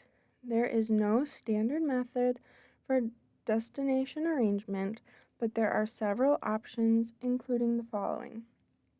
Arrange by arrow direction, whereby all destinations in each given direction are listed together in the layout, but we read from left to right and top to bottom, so the question then arises as to which direction should start the destination listing at the top of the sign layout. Some EG designers start by listing destinations to the left at the top of the sign, as left turns are typically the most difficult to negotiate, and then list directions moving increasingly to the right. For example, listing left destinations first, then destinations straight ahead, then destinations to the right. Other EG designers will list straight ahead destinations at first, as they're in the clearest line of movement, regardless of the starting point. The directional arrangement order should be consistent for all signs in the program. One advantage of arranging by arrow direction is that it's more visually organized. All destinations in a given direction are listed together rather than being dispersed throughout the listing. Another potential advantage is that one arrow in a given direction can serve for multiple destinations rather than having to pair an arrow with each destination. Arrange in alphabetical order, whereby destinations are listed alphabetically. The argument for this method is that people look for places by name rather than direction, which is a valid premise. Its disadvantages are that an arrow must be paired with each destination and that the directions be interspersed throughout the destination listing. That is, the first destination may be to the right, the second to the left, the third to the right, and the fourth straight ahead. Arrange by proximity, whereby destinations are listed from the nearest to the farthest. The argument for this method is that destinations should be listed in the order in which people will encounter them, which also has some validity. This method has the same disadvantage as the alphabetical arrangement. In addition, it requires that the proximity to each destination be ascertained from each sign location to ensure the proper list order on each sign. Arrange by importance, whereby someone determines which are the primary destinations in an environment and Those destinations are always listed at the top of the layout. This method gets into message ranking and hierarchy, which was discussed in Chapter 4, the Content Information System. And it does make some sense in certain settings. It does, however, have the same disadvantages as the alphabetical arrangement method.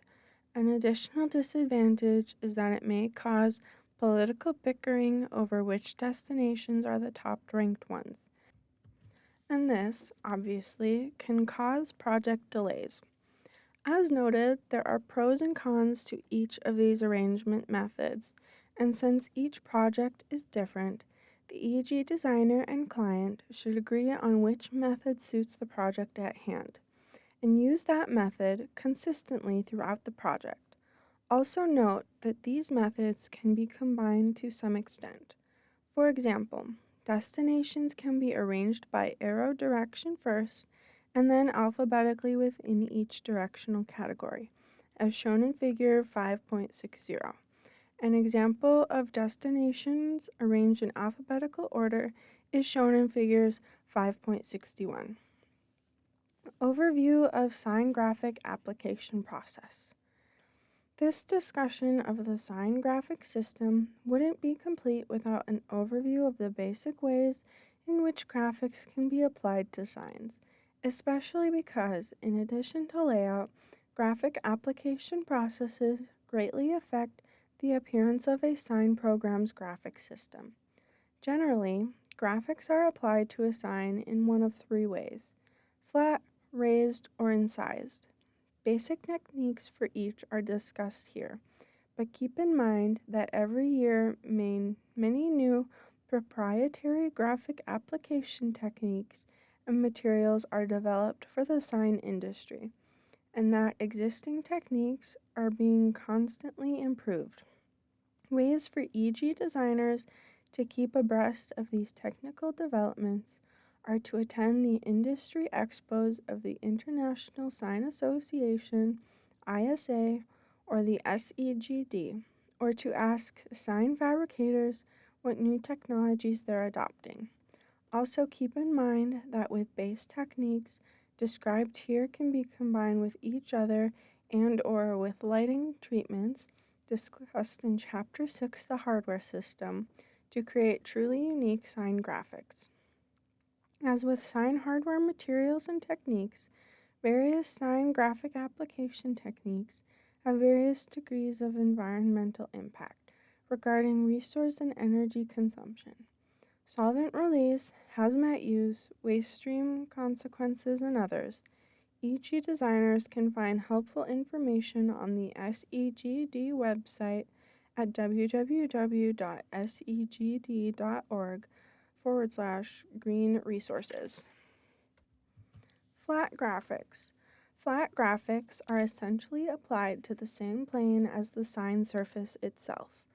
5 common techniques for applying flat graphics are just about any sign material include full-color digital imaging. This is large format in printing, typically by inkjet, on any number of opaque or translucent, flexible or rigid substrate materials, ranging from cloth to paper to self-adhesive vinyl films to rigid panels up to 2 inches thick, with a photographic range of colors and continuous tone. Digital imaging onto rigid substances is often called direct imaging because it doesn't involve the application of digitally imaged vinyl film to the rigid substrate. Digital imaging for the sign industry is a 4-color CMYK process, typically with the addition of at least 2 other colors, such as opaque white, metallic silver, and even gloss or matte spot clear coats. Reproduction quality varies with the resolution of digital output and is constantly improving. Other characteristics fare to excellent durability depending on substrate top coatings, including UV inhibitors, and inline ink curing techniques, unlimited color and total ranges, and low to medium expense There are several proprietary products in which the digitally imaged substrate, typically paper, is laminated or embedded in clear plastic, resin, or fiberglass for virtually indestructible protection of the graphics. See figures 5.62 through 5.64. Vinyl decals. These are self-adhesive, integrally colored and opaque, translucent, transparent, or reflective vinyl film cut by computer onto letterforms and other graphic elements. Other characteristics include excellent reproduction, fair to good durability, limited colors, and no tonal ranges unless digitally printed, and low expense. Vinyl film manufacturers offer a range of grades for various applications and are constantly introducing new product lines, colors, including metallics, textures, and gloss levels. Custom color films can be produced if certain minimum quantity requirements are met. White or clear vinyl films are a common substrate for digitally imaged graphics. Less widely available polyfin films offer a greener alternative to vinyl.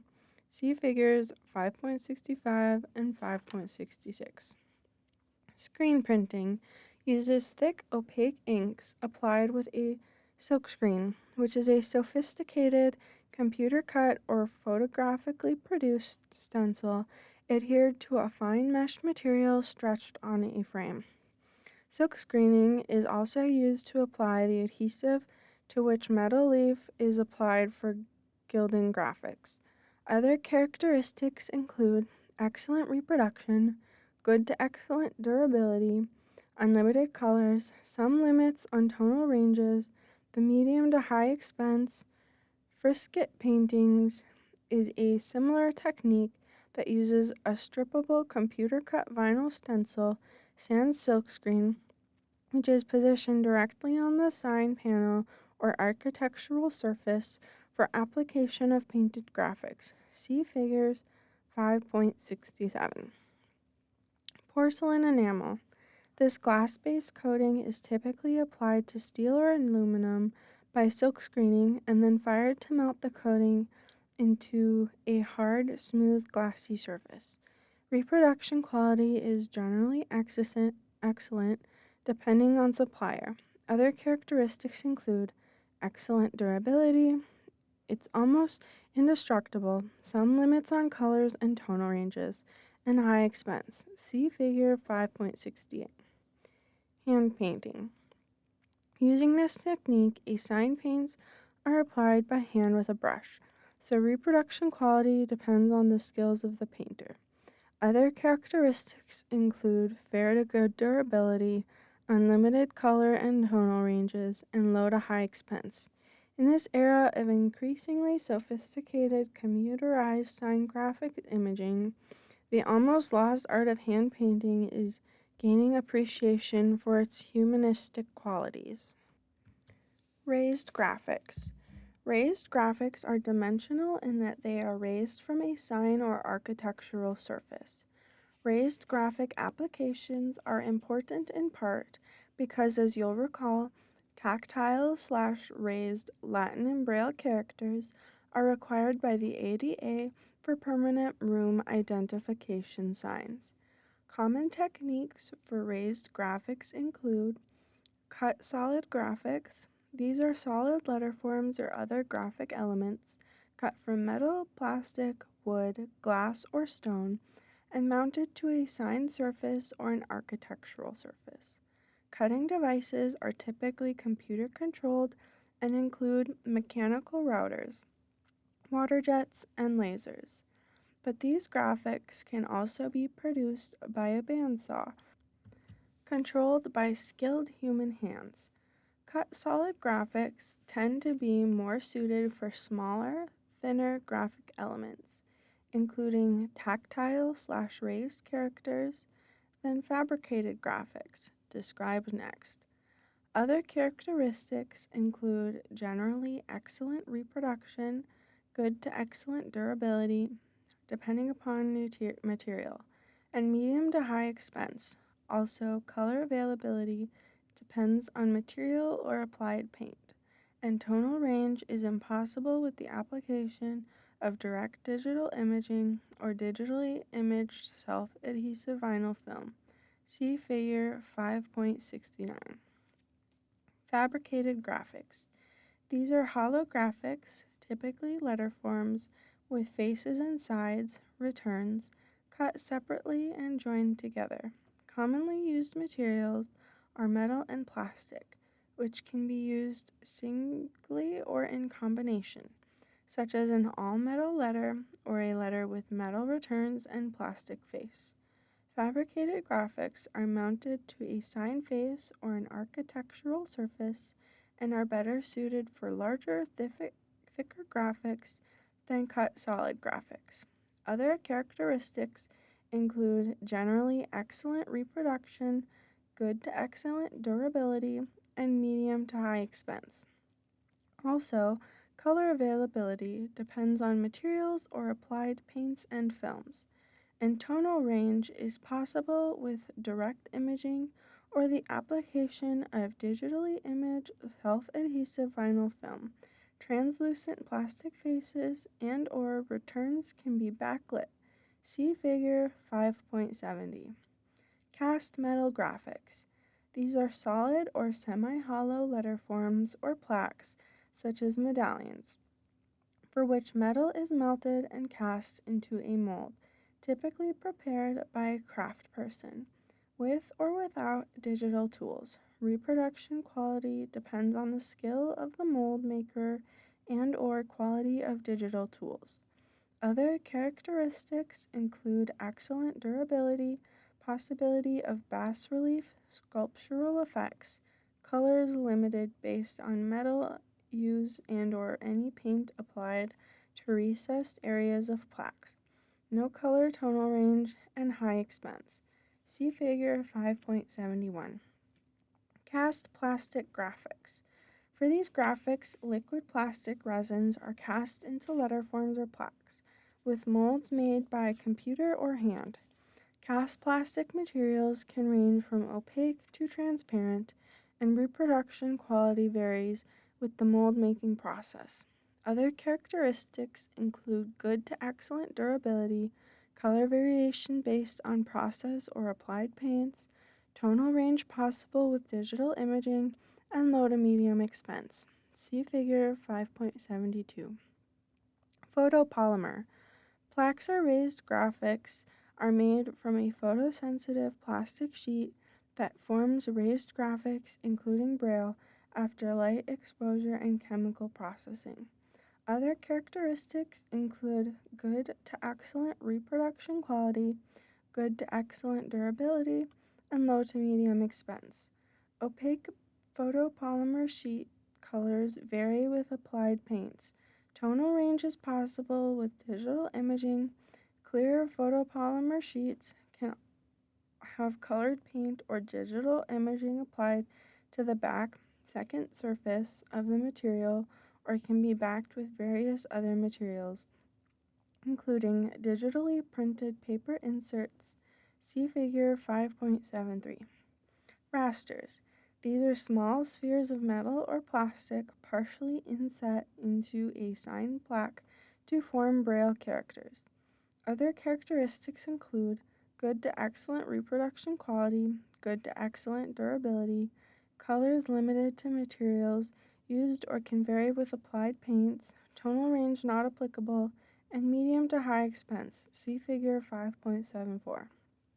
3D printing is beginning to find applications in signage, particularly for graphics raised from a flat background. 3D printing is an additive manufacturing (AM) process which brings up layers of fusible material, typically plastic, into three-dimensional shapes from a digital model. This high-tech process is somewhat akin to the centuries-old technology of building coils of clay into three-dimensional vessels. 3D printing can create highly complex shapes, which can lead to the dimensional patterns and bas-relief images on signage. Although 3D printing is not yet in wide use in the signage industry, e.g., designers and sign fabricators alike can begin to embrace this exciting technology and create and its creative potential for dimensional sign graphics. Incised graphics. Incised graphics are dimensional in that they go into the sign surface. There are several techniques for incising graphics, and many of them can also be used for raised graphics. Sandblastic graphics are formed when sand-based grit is blasted with compressed air through a heavy rubber computer-cut stencil mask to carve graphics into the sign surface, which is typically stone or glass, but can also include metal. Reproduction quality depends on the skill of the sandblaster and/or quality of the digital tools used. Other characteristics include excellent durability, unlimited range of colors to fill the incised graphics, and medium to high expense. See Figure 5.75. Acid-etched graphics are limited to metal and glass, which are covered with an acid-resistant mask in non-graphic areas and then exposed to acid, which eats away the base material in graphic areas. Other characteristics include excellent reproduction quality, excellent durability, unlimited range of fill colors, and medium to high expense. See Figure 5.76. Engraved or routed graphics are graphics cut into the sign surface with mechanical routers, water jets, and lasers. Higher-end applications are computer-driven. Older processes use metal lettering templates and cheap, low-tech applications. Devices can cut particularly through the sign surface or completely through. Stencil cutting. Stencil cut surfaces can be open or can be backed or inlaid with other material. Backed and inlaid graphics can be internally illuminated. Reproduction quality ranges from very low to excellent, depending on technology used. Other characteristics include good to excellent durability, color range that varies with technology used, and low to high expense. See figures 5.77 through 5.79. Hand carving. Typically, wood or stone is mechanically carved with either hand or power tools, with or without computer assistance. Reproduction quality depends on the skill of the carver and/or quality of digital tools. Other characteristics include good to excellent durability, unlimited range of fill colors, and medium to high expense. See Figure 5.80. Chapter Wrap-Up. This chapter itemized the elemental building blocks of a sign program's graphic system: typography, symbols and arrows, color, and other graphic elements. It then covered the basics of how all these elements are cooked together to form a cohesive whole in the layout process. And just as endless variations on recipes make cooking so creative, there are endless variations possible for developing graphic layouts, which frees the e.g. designer's creative instincts to set the appearance of the sign program's graphic system. The chapter also reiterated the importance of developing the information content system so that the graphic system can accommodate the worst case, i.e. longest, messages, as well as different kinds of information content. The chapter concluded with basic methods for applying graphics to signs, which, like layout, play a major role in the appearance of the sign program's graphic system. This chapter also showed how layout affected the size and proportions of signs, which sets the stage for designing the sign program's hardware system, as discussed in Chapter 6, the hardware system.